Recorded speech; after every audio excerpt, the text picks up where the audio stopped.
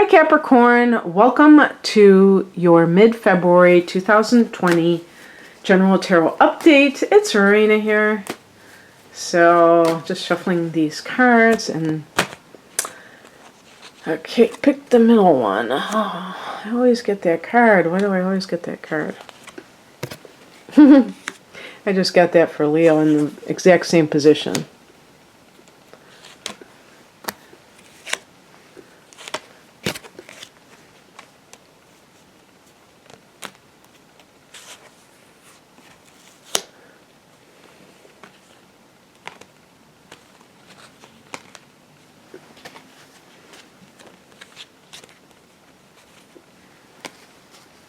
Okay.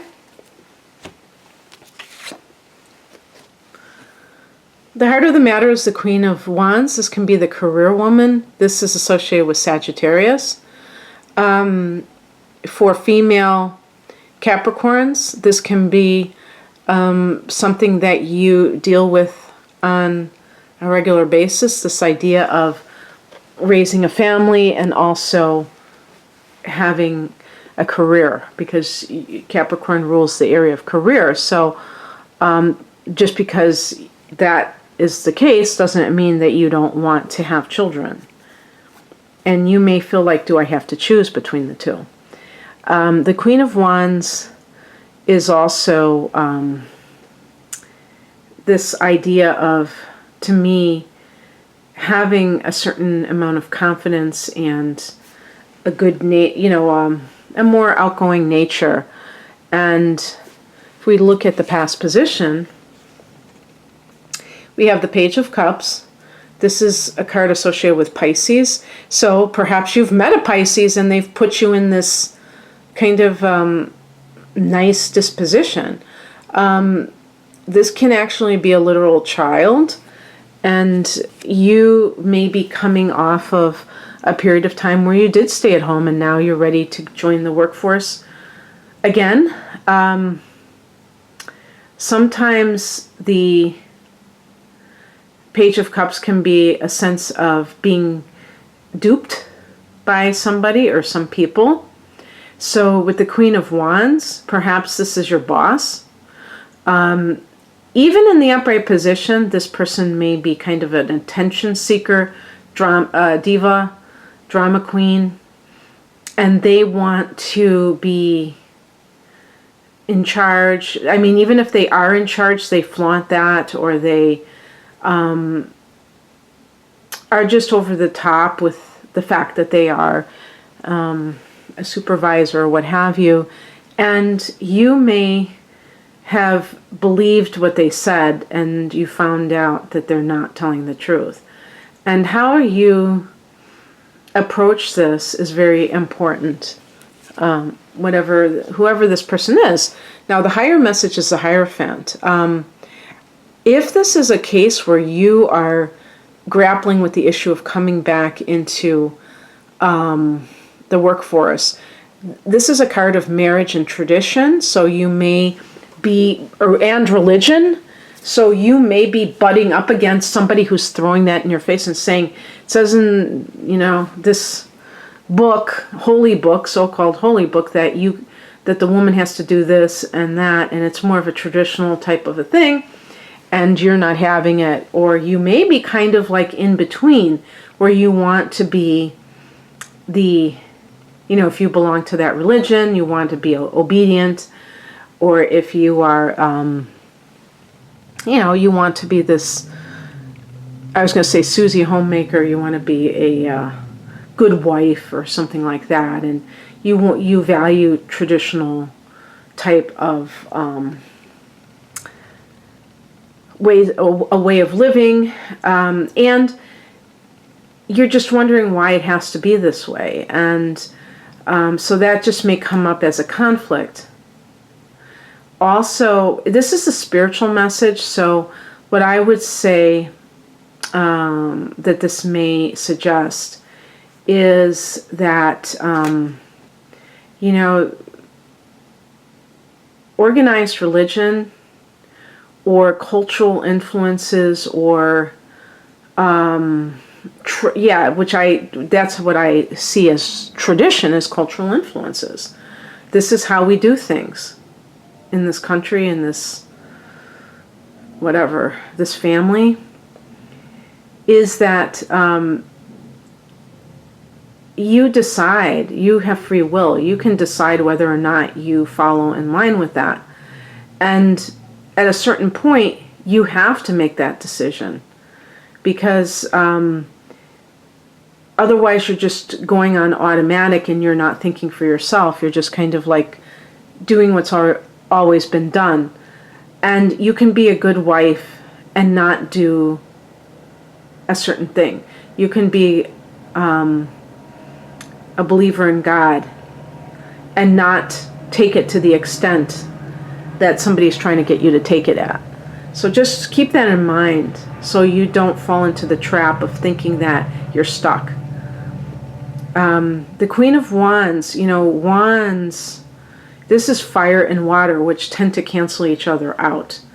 But they're both emotional, and one is personally emotional, the water or the queen, and the wands is a masculine type of, the word that came into my mind is aggression, but it's about passion, passion for life, passion for people or ideas, and it's impersonal. It's not like directly connected to one's own emotions. It's just like kind of like more of the joy that we find from things in the world and how much it means to us.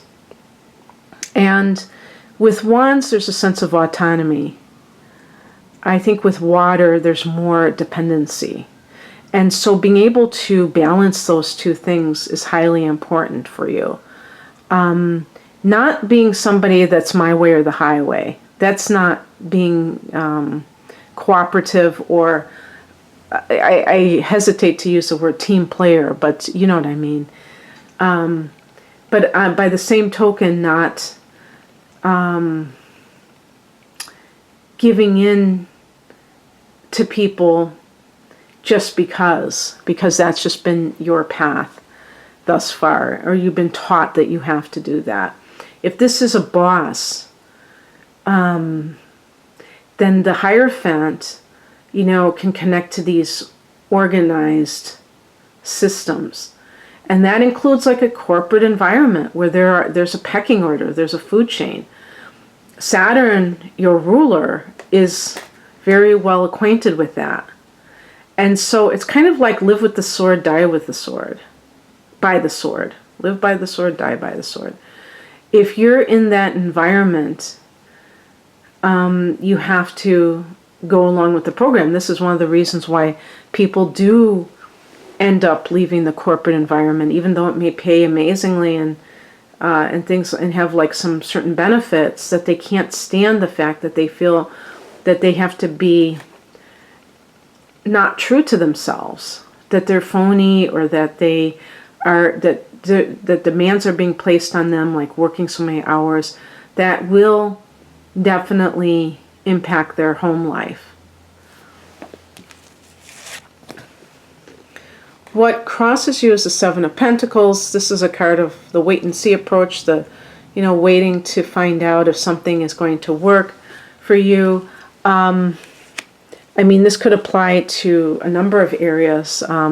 You may give things up. Usually, I think Capricorns are pretty patient, but there may be some reason why you're just like tired of this, because you've been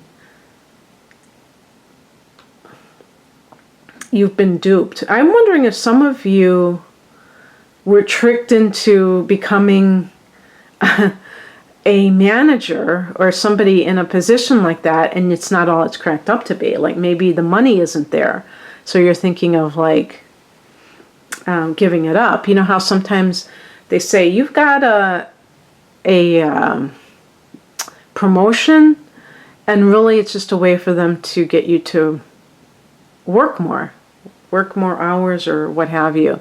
Now you're on a salary and you're not getting paid by the hour, but then they do some kind of funny business so that you kind of like are forced to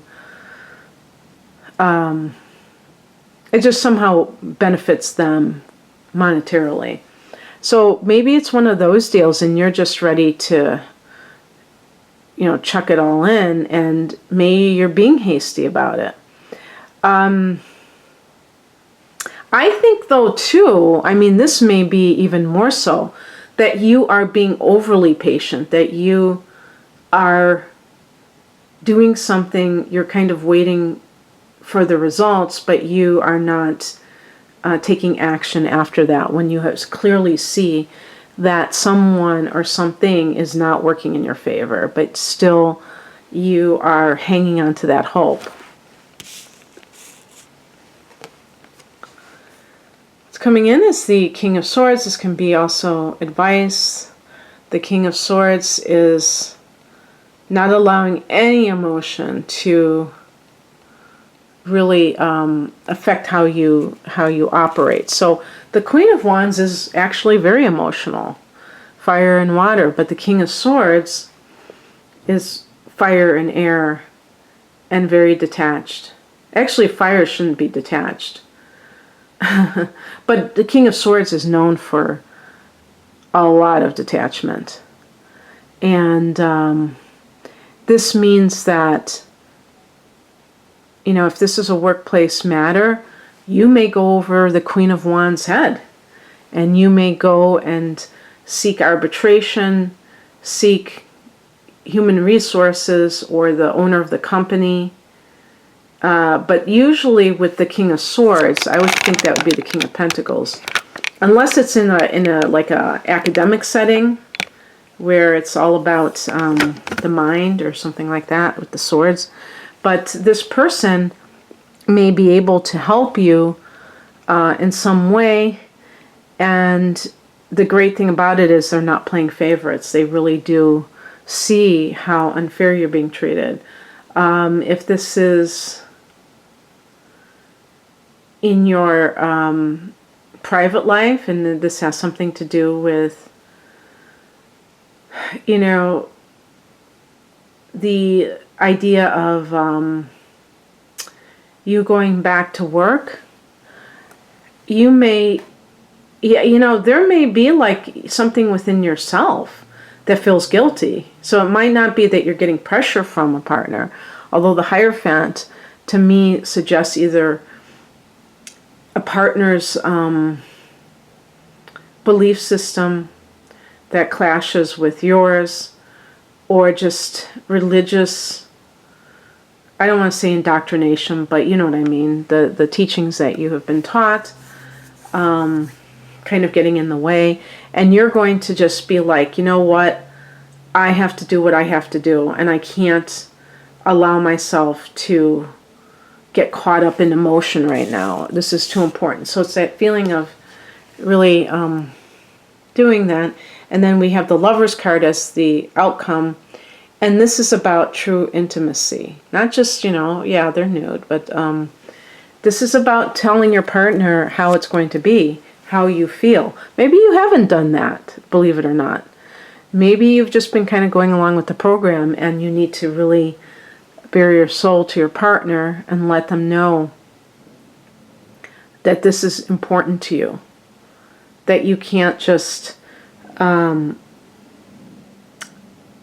ignore the desire to restart a career, for instance. If there's some kind of a matter in the workplace, Gemini is connected to Lover's card. Maybe that's a timing issue for you.